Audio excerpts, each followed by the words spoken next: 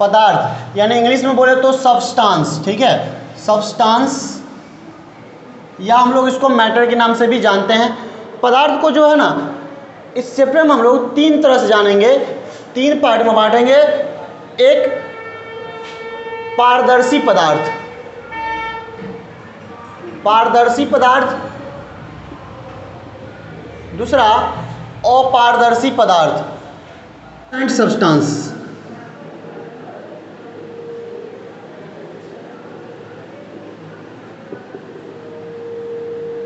पदार्थ 3 तरह के होते हैं, पारदर्शी पदार्थ, अपारदर्शी पदार्थ और पारभासी पदार्थ, ठीक है, पारदर्शी, अपारदर्शी और पारभासी, ठीक है, 3 तरह के पदार्थ होते हैं। अब पहले हम इसको जान लें, पारदर्शी पदार्थ क्या होता है, फिर दूसरा जानेंगे अपारदर्शी और तीसरा पारभासी। तो देखिए पारदर्शी पदार्थ क्या होता है, वह पदार्थ जिससे होकर प्रकाश आसानी से आर पार कर सके, ठीक है, वैसा पदार्थ जिससे होकर के, वैसा पदार्थ जिससे होकर प्रकाश आसानी से पार कर सके या आर पार कर सके, ठीक है, आर पार कर सके।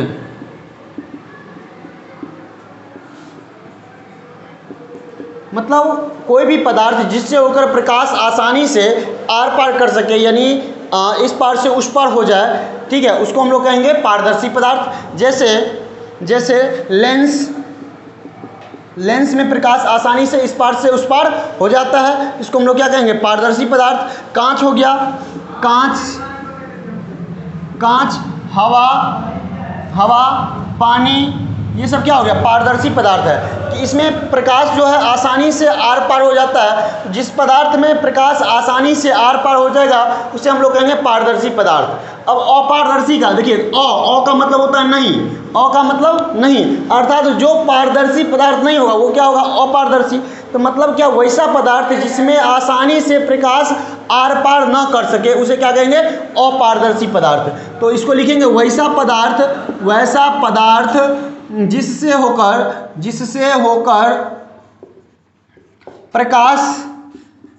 होकर प्रकाश आर पार ना कर सके, ठीक है, वैसा पदार्थ जिससे होकर के प्रकाश आसानी से आर पार नहीं कर सके, यानी कि आर पार एक साइड से दूसरे साइड नहीं जा सके, उस मीडियम में एक पार से दूसरे पार नहीं जा सके, उसको हम लोग बोलेंगे अपारदर्शी। जैसे देखिए, ये जैसे दीवार, ठीक है, जैसे देखिए तो जैसे में दीवार है ये, जैसे कि देखिए ये बोर्ड है, ठीक है, या फिर दीवार हो गया, तो जैसे इस पार से उस पार प्रकाश जब हम टॉर्च मारेंगे तो उसमें नहीं जा पाएगा। या फिर और भी कोई भी मेटेरियल, ठीक है, जैसे कि लकड़ी,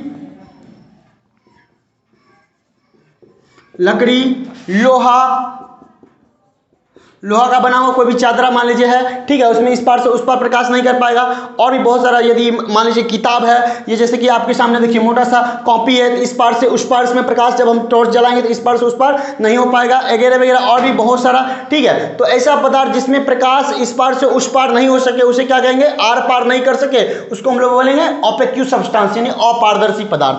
अब बात आती है पारभासी की, तो पारभासी पदार्थ क्या होगा, तो पारभासी पदार्थ क्या होगा, तो वैसा पदार्थ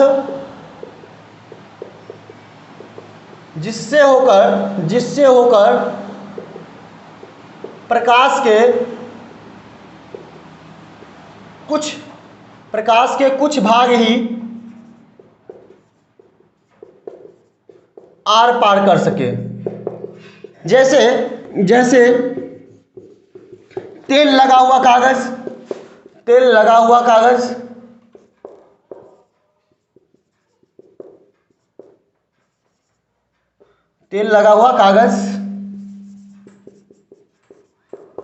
घिसा हुआ कांच,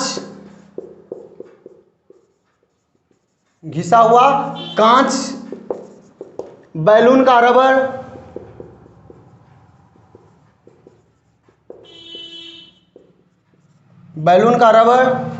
ठीक है, दूध में भी आप प्रकाश जब बारिएगा ना, तो लाइट जब जलाइएगा तो इस पार से उस पार थोड़ा कुछ कण हो पाएगा, लेकिन कुछ कण नहीं हो पाएगा। बादल का घना सा बादल, ठीक है, बादल में भी जो है ना बादल में भी देखिएगा तो पूरा प्रकाश इस पार से उस पार नहीं हो पाता। जब आप देखते होंगे सन जब चलते जब सनलाइट निकलता है, सूर्य जब उगते हैं और उसके ऊपर बादल आ जाता है तो क्या होता है, तो थोड़ा थोड़ा प्रकाश कम आने लगता है, धूप जो होता है कम हो जाता है, छांव आ जाता है। इसका मतलब ये नहीं है कि बिल्कुल भी नहीं आर पार कर रहा है प्रकाश का किरण, आ रहा है, प्रकाश का किरण आ रहा है, लेकिन पूर्ण रूप से नहीं आ पा रहा है, उसका कुछ क्षण करके उसका कुछ कण ही आ पा रहा है, थोड़ा सा पार्ट आ रहा है, लाइट आ रहा है, सिर्फ धूप नहीं आ जाता है ज़्यादा। लेकिन अगर मान लीजिए अगर आप कहिए कि सर तो बादल तो ढक लिया, बादल ने तो ढक लिया, तब बिल्कुल भी धूप नहीं आ रहा है, इसका मतलब क्या, प्रकाश आर पार नहीं कर रहा। अगर आर पार नहीं कर पाता तो बिल्कुल भी अंधेरा हो जाता, रात का जैसे मौसम होता है उस तरह का हो जाता। लेकिन ऐसा तो नहीं होता है, उसमें प्रकाश इस पार से उस पार हो पाता है, थोड़ा थोड़ा हम लोग को दिखता है। इसका मतलब है कि वो उससे प्रकाश थोड़ा निकला और कुछ नहीं निकल पाया, इसलिए हम लोग उसको बोलेंगे पारभासी पदार्थ। और भी इसी तरह से बहुत सारे हैं ईटीसी। चलिए, तो इसको हमने जान लिया कि पदार्थ तीन तरह के होते हैं, पारदर्शी, अपारदर्शी और पारभासी, तीन तरह के होते हैं प्रकाश, ठीक है। जिसमें प्रकाश आसानी से आर पार कर सके उसे पारदर्शी, नहीं कर सके अपारदर्शी, कुछ हो सके कुछ नहीं भी हो सके, ठीक है, उसको बोलेंगे पारभासी। कि प्रकाश का परावर्तन क्या होता है, क्या होता है प्रकाश का परावर्तन, क्या होता है प्रकाश का परावर्तन, ठीक है।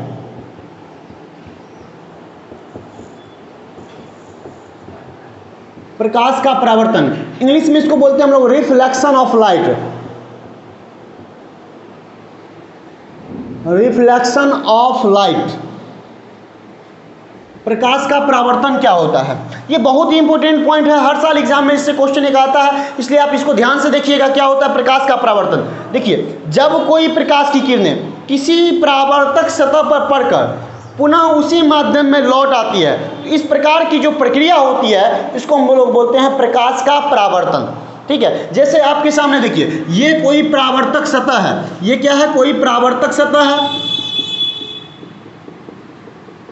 ये कोई परावर्तक सतह है, और कोई प्रकाश का किरण आया, परावर्तक सतह पर पड़ा, और परावर्तक सतह पर पड़ने के बाद ये देखिए प्रकाश की किरण ऐसे आई और इस परावर्तक सतह पर पड़ा, मान लेते हैं ये जो है ओ बिंदु पर पड़ा, ठीक है, ओ पॉइंट पर पड़ा, पड़ने के बाद पुनः यह इसी माध्यम में लौट जाती है। क्या होता है, यह पुनः इसी माध्यम में लौट जाती है। तो इस प्रकार की जो लौटने की प्रक्रिया होती है इसी को हम लोग बोलते हैं प्रकाश का परावर्तन।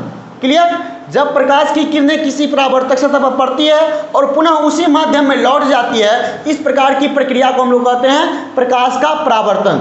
अब ध्यान दीजिएगा, ये जो आने वाली किरण है, प्रकाश के जो परावर्तक सतह होते हैं, परावर्तक सतह पर जो प्रकाश की किरण आकर पड़ती है इसे कहते हैं हम लोग आपतित किरण, ठीक है। क्या बोलते हैं, आपतित किरण, इंग्लिश में बोलते हैं इंसिडेंट रे, इंसिडेंट रे, ठीक है। और देखिए ये जो बिंदु है, जिस बिंदु पर आपतित प्रकाश पड़ती है इसे कहते हैं हम लोग आपतन बिंदु, आपतन बिंदु, आपतन बिंदु यानी point of incident, point of incident,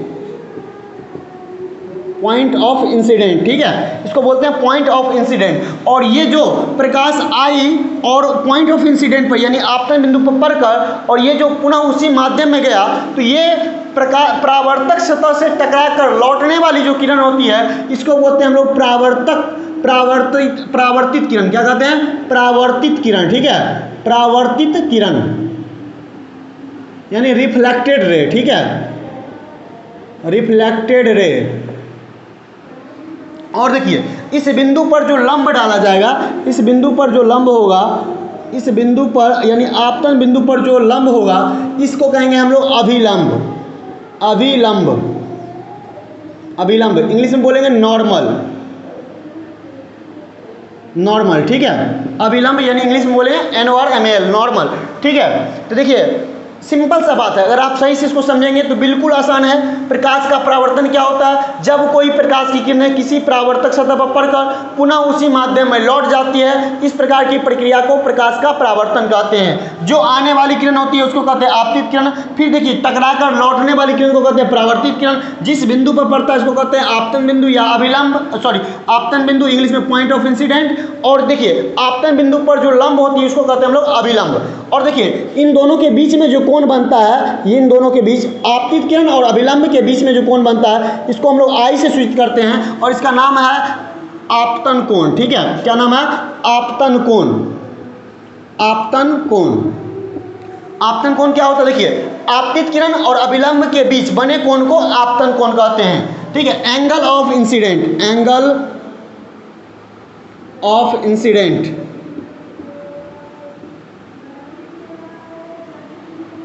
ठीक है, एंगल ऑफ इंसिडेंट, ये आने वाली किरण और अभिलंब के बीच के कोण को आपतन कोण कहते हैं। अब देखिए ये लौटने वाली किरण, परावर्तक सतह से टकराकर लौटने वाली किरण और अभिलंब के बीच जो कोण बनता है इसको हम लोग आर से सूचित करते हैं। ठीक है, इसे आर से सूचित करते हैं और इस कोण को कहते हैं हम लोग परावर्तन कोण। ठीक है, क्या कहते हैं, परावर्तन कोण, परावर्तन कोण, यानी कि अभिलंब और परावर्तित किरण के बीच का जो कोण होता है इसको हम लोग बोलते हैं परावर्तन कोण। इंग्लिश में बोलते हैं एंगल ऑफ रिफ्लेक्शन। ठीक है, एंगल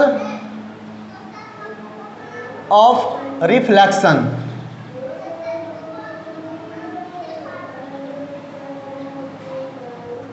ठीक है, क्या बोलेंगे, एंगल ऑफ रिफ्लेक्शन।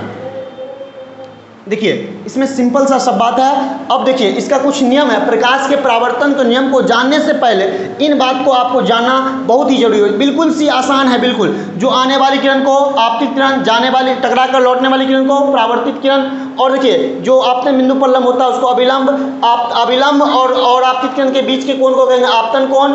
फिर देखिए अभिलंब और परावर्तित किरण के बीच के कोण को कहेंगे परावर्तन कोण। अब देखिए उसके बाद अब बात आती है कि प्रकाश के परावर्तन, ये हो गया। ठीक है, अब इसका कुछ नियम है। प्रकाश के परावर्तन के दो नियम है, इस पॉइंट को समझते हैं। प्रकाश के परावर्तन के आपसे पूछेंगे, एग्जाम में पूछेगा कि प्रकाश के परावर्तन के कितने नियम हैं। तो बच्चों आप बताइएगा कि प्रकाश के परावर्तन के दो नियम हैं। ठीक है, प्रकाश के परावर्तन के दो नियम हैं। प्रकाश के परावर्तन कितने नियम हैं? प्रकाश के परावर्तन के दो नियम हैं। पहला नियम, आपतित किरण ये, परावर्तित किरण ये और आपतन बिंदु पर डाला गया अभिलंब, ये तीनों एक ही समतल में होते हैं। कैसे लिखेंगे? आपतित किरण, ठीक है, क्या बोलेंगे? आपतित किरण, परावर्तित किरण और आपतन बिंदु पर डाला गया अभिलंब तीनों एक ही समतल में होते हैं। ये देखिए आपतित किरण, ये रहा परावर्तित किरण और ये रहा आपतन बिंदु पर डाला गया अभिलंब। ये तीनों कहाँ है? एक ही प्लेन में है। ठीक है, एक ही समतल में है। दूसरा नियम है कि आपतन कोण बराबर होता है परावर्तन कोण का।